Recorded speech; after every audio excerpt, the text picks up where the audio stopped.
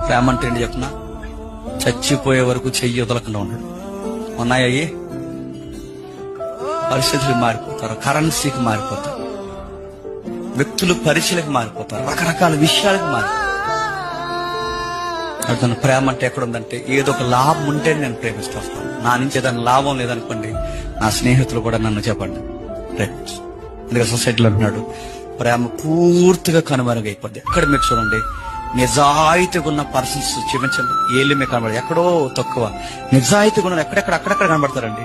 మీకు ఎక్కడైనా నిజాయితీతో ప్రేమించాలన్నారని చూపించండి, ఎక్కడ మీకు కనబడదు. మీరు ప్రేమ అనగానే వెంటనే పార్కుల దగ్గర పోకండి.